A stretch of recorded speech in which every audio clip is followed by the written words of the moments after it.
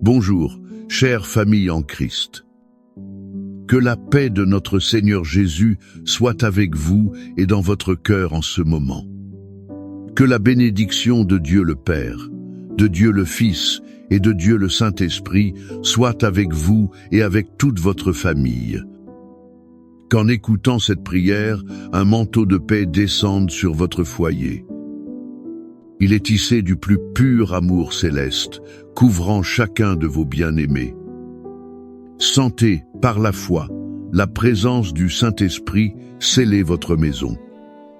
Il marque les montants de vos portes du signe de la protection divine. Cela établit un sanctuaire de paix où aucun mal ne peut entrer, ni aucune perturbation régner. En cet instant, nous nous unissons en un seul esprit et un seul but. Nous voulons consacrer votre famille au Dieu très haut, notre refuge et notre forteresse.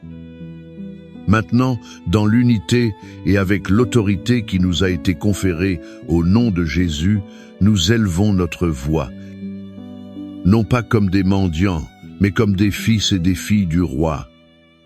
Nous nous tenons fermes dans la foi pour entrer dans une bataille spirituelle pour votre foyer. Au nom de Jésus-Christ de Nazareth, nous déclarons que votre famille est le territoire sacré du Seigneur. Nous nous levons contre tout esprit de division, de discorde et de querelle ayant tenté de s'infiltrer dans vos relations. Nous brisons, par la puissance du sang de Jésus, toute flèche d'envie. Nous brisons aussi toute parole de malédiction et tout sort lancé contre votre union. Nous annulons maintenant toute malédiction héréditaire. Nous annulons tout schéma d'échec, de dépendance et de maladie transmis de génération en génération. Nous déclarons que le joug est brisé.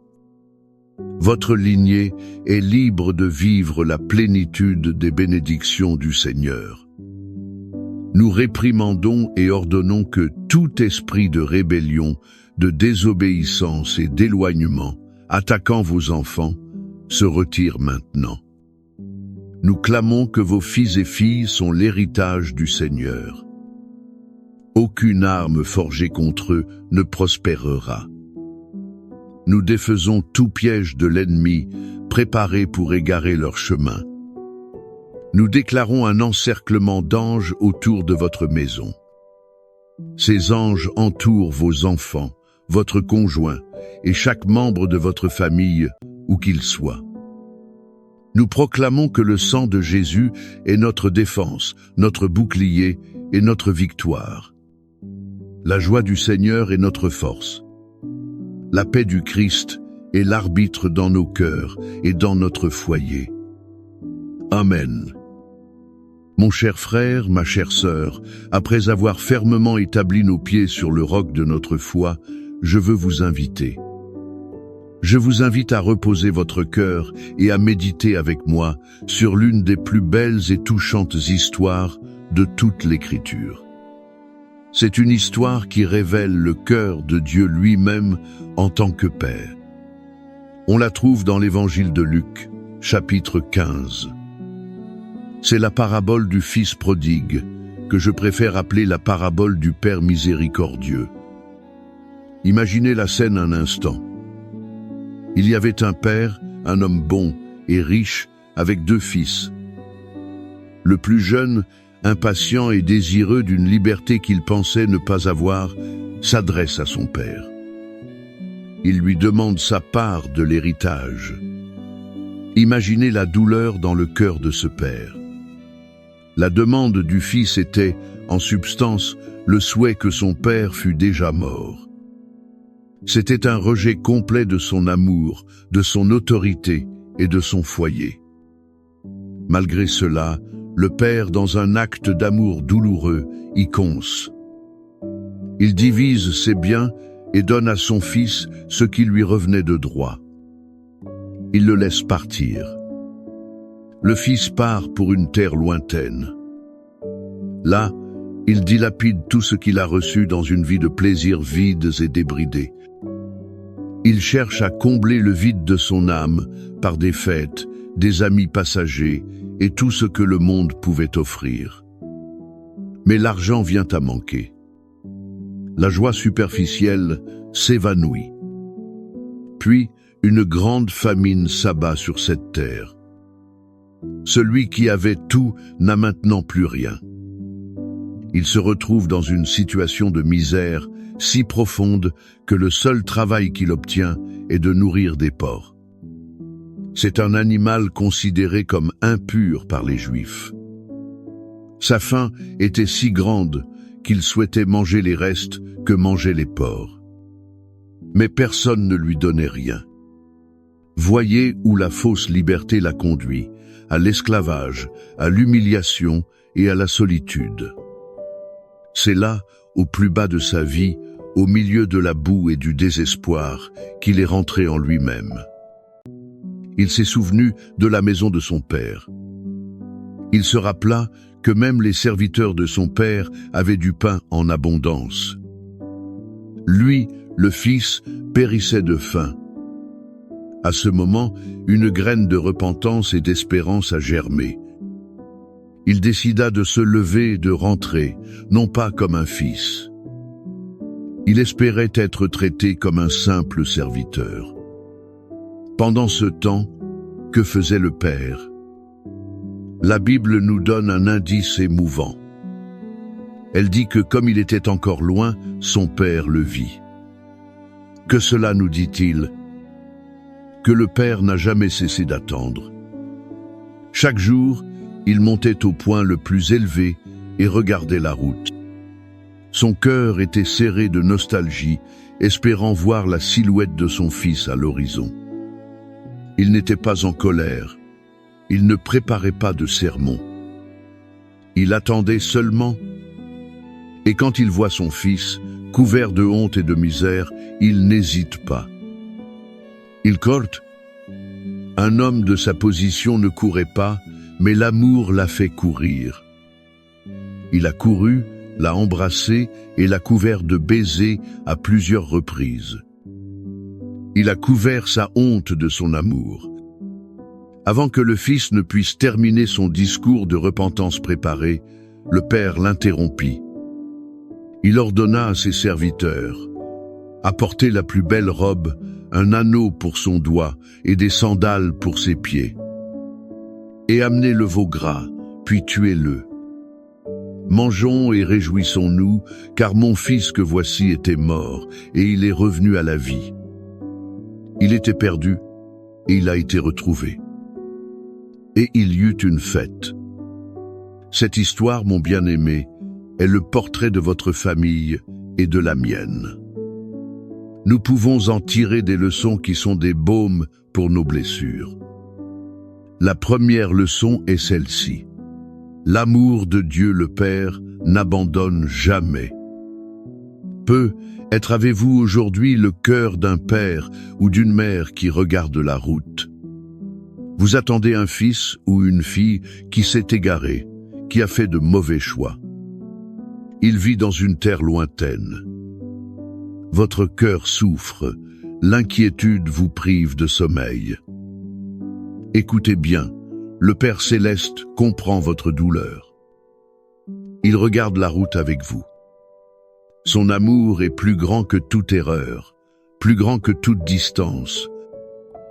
Ne perdez jamais espoir, car le même amour qui a attendu et a couru à la rencontre du Fils prodigue agit maintenant.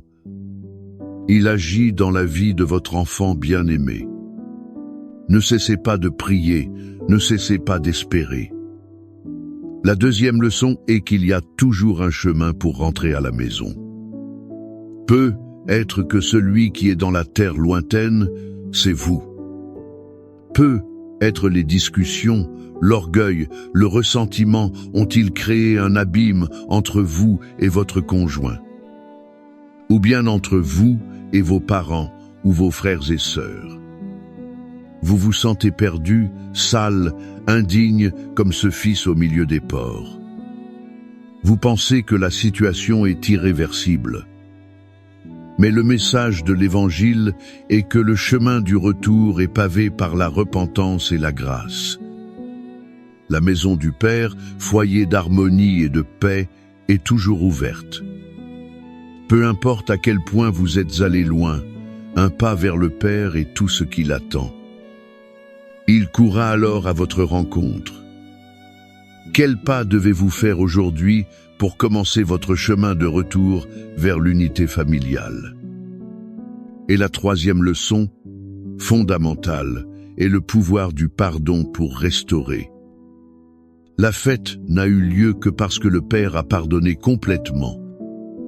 Il n'a pas jeté les erreurs au visage de son Fils. Il n'a pas imposé de période de probation.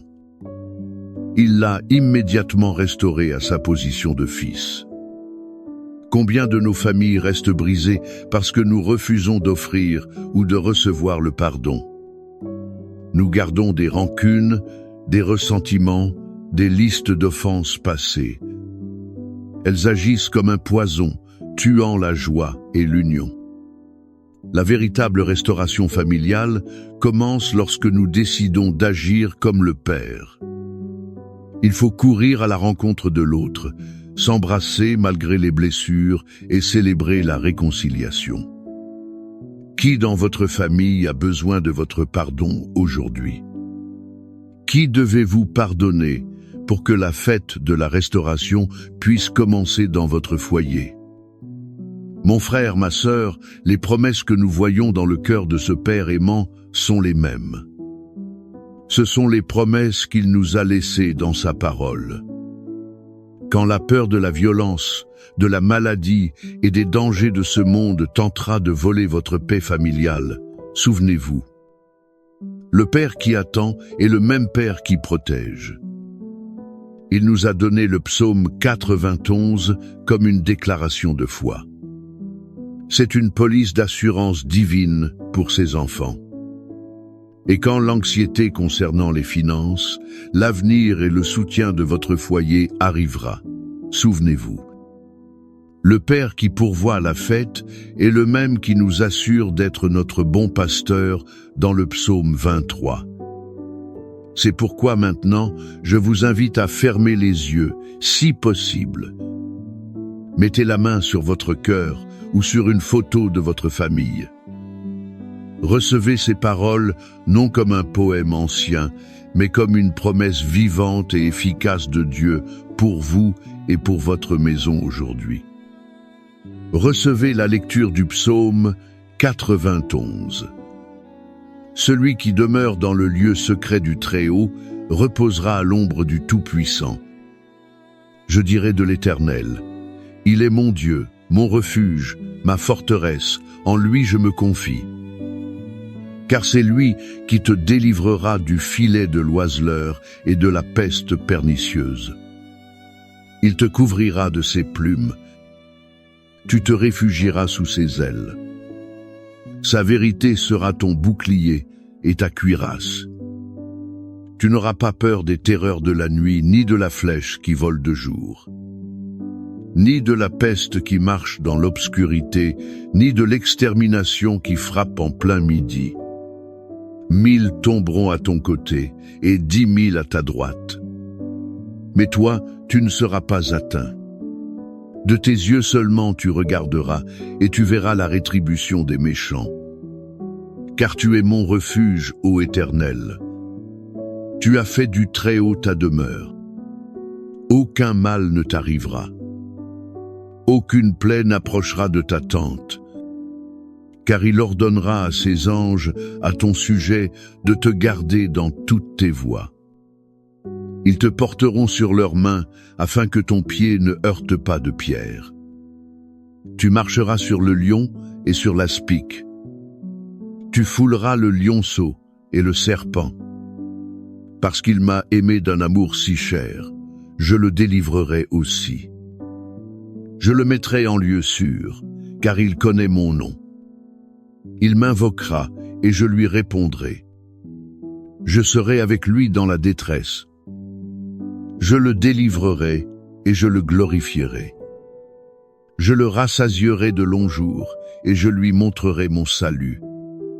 Père bien-aimé, basé sur ta parole infaillible et l'aperçu de ton cœur que nous avons vu dans l'histoire de ton Fils, nous nous unissons maintenant. Nous nous unissons pour implorer pour chaque famille qui écoute cette prière. Seigneur, nous te demandons, au nom de Jésus, visite chaque foyer maintenant. Là où il y a un fils ou une fille éloignée, comme le fils prodigue, nous prions pour cela. Qu'en ce moment précis, le Saint-Esprit les fasse rentrer en eux-mêmes. Que le mal du pays, le souvenir de l'amour et de la sécurité du foyer envahissent leur cœur. Brise, Seigneur, tout orgueil et toute résistance. Crée les circonstances nécessaires pour qu'ils désirent revenir. Prépare le cœur des parents à les recevoir les bras ouverts. Qu'ils les reçoivent avec l'anneau du pardon et les vêtements de la restauration. Nous implorons le retour des prodigues. Nous prions, Père, pour les mariages en crise. Nous prions pour les couples qui vivent dans la même maison, mais dans des terres lointaines l'un de l'autre. Restaure la communication, l'affection, le respect. Répands ton baume guérisseur sur les blessures de la trahison, des paroles dures, de la négligence. Qu'ils puissent se pardonner comme tu nous as pardonnés et redécouvrir l'amour qui les a unis. Nous prophétisons la restauration des mariages au nom de Jésus. Seigneur, nous implorons la réconciliation entre parents et enfants, entre frères et sœurs. Nous prions pour les proches séparés par la discorde, les disputes d'héritage et les malentendus.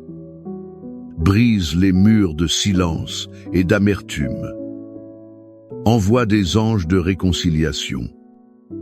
Crée des opportunités de pardon et restaure l'unité et l'harmonie familiale. Conformément à ta promesse dans le psaume 23, tu es notre berger.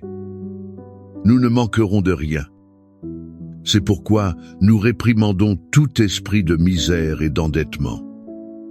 Ouvre les portes de la provision pour chaque famille. Bénisse le travail de leurs mains. Multiplie leurs ressources. Que le pain ne manque jamais à leur table.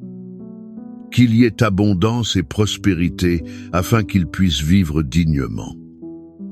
Et qu'ils soient aussi un canal de bénédiction pour d'autres.